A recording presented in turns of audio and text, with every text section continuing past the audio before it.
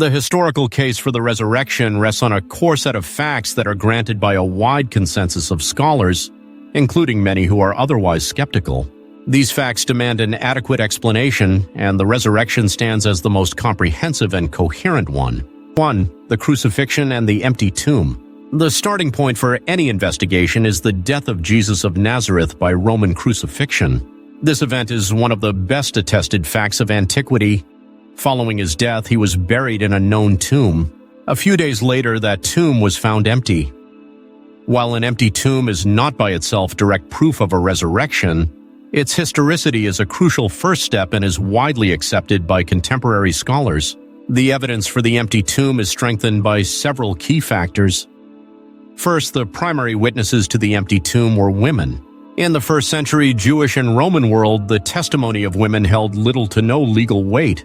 If the story were a later fabrication, it is highly improbable that its authors would invent female witnesses, as this would have weakened their case. This detail, often called the criterion of embarrassment, lends it a strong ring of authenticity. Furthermore, the Christian proclamation of the resurrection began in Jerusalem, the very city where Jesus was executed and buried. This would have been a fatal strategic error if the tomb were not empty. Jesus' opponents, the Roman and Jewish authorities, had every motive to quash the burgeoning movement by simply producing his body. The fact that they never did and instead resorted to claiming the disciples had stolen the body, a claim which itself admits the tomb was empty, speaks volumes. To the post-mortem appearances of Jesus, the most crucial and widely accepted historical fact supporting the resurrection is that, following his death, the disciples of Jesus had experiences that they genuinely believed were appearances of the risen Christ. This is not a matter of serious historical dispute. These experiences are attested in numerous early and independent sources. The Apostle Paul's letters, written a mere 15-20 years after the crucifixion, are our earliest written records. In 1 Corinthians 15, Paul states that Christ died, was buried, was raised on the third day, and then appeared to Cephas, Peter, and then to the 12. Then he appeared to more than 500 brothers at one time, most of whom are still alive. Then he appeared to James, then to all the apostles. Paul adds his own testimony. Last of all, as to one untimely born, he appeared also to me. The nature of these appearances, as described in the Gospels and by Paul, was varied. They occurred in different places at different times to individuals and to groups, to believers and to skeptics. The accounts often include physical elements, Jesus eating, being touched, indicating a bodily, not merely spiritual resurrection.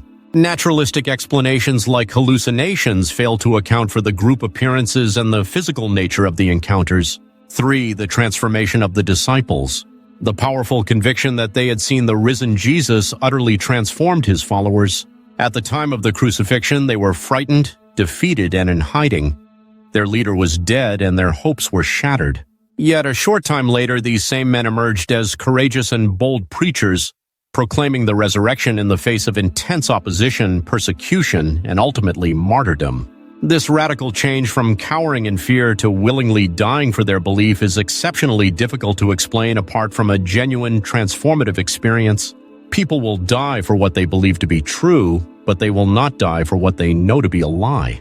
The sincerity and conviction of the disciples, rooted in their belief that they had encountered the resurrected Jesus, is nearly beyond reproach. The case of Paul is particularly striking. He was a zealous persecutor of the early church who became its greatest missionary after an experience with the risen Jesus on the road to Damascus. The transformation of a sworn enemy into a fervent apostle who suffered immensely for the faith is powerful testimony.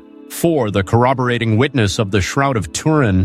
While the historical and documentary evidence forms the primary case, the Shroud of Turin offers a unique and compelling stream of physical forensic evidence that corroborates the gospel accounts of Jesus' passion, death, and burial in extraordinary detail. Considered by many credentialed researchers to be an authentic archaeological artifact, the shroud bears the faint reddish-brown image of a man who was brutally scourged and crucified. The shroud provides a silent but powerful witness to the events leading up to the resurrection. Details of the Passion. The shroud's image aligns with the gospel accounts with stunning precision.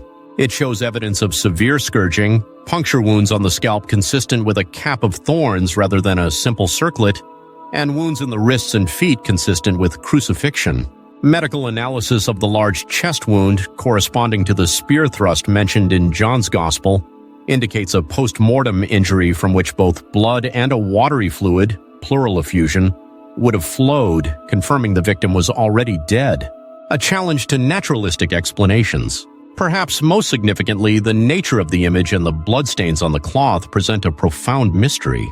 Forensic analysis reveals that the bloodstains are intact, lacking the smearing or disturbance that would occur if the body had been unwrapped or had undergone natural decomposition.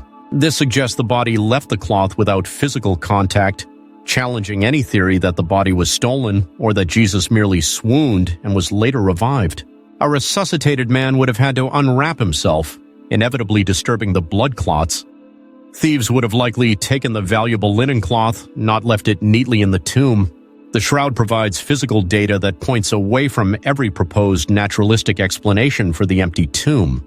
Conclusion. Taken together, these distinct lines of evidence form a powerful and cohesive cumulative case. The historical data, Jesus' death, the empty tomb, the early and widespread proclamation of his resurrection, and the genuine life-altering experiences of his disciples and even his enemies, is best explained by the actual bodily resurrection of Jesus. Naturalistic theories like fraud, myth, or hallucination fail to account for the full scope of the evidence. The Shroud of Turin adds a tangible physical dimension to this case. It provides forensic corroboration of the unique brutality of Jesus' death and burial as recorded in the Gospels. More than that, its mysterious properties challenge the very naturalistic alternatives that seek to explain away the empty tomb. The resurrection of Jesus is not a conclusion born of uncritical belief, but an explanation that best fits the historical and physical facts. It accounts for the empty tomb, the origin of the disciples' belief in the appearances, and the explosive emergence of the Christian faith. It is the divine confirmation of Jesus' life and teachings, demonstrating that he is the Son of God and that his sacrifice was the ultimate victory over sin and death.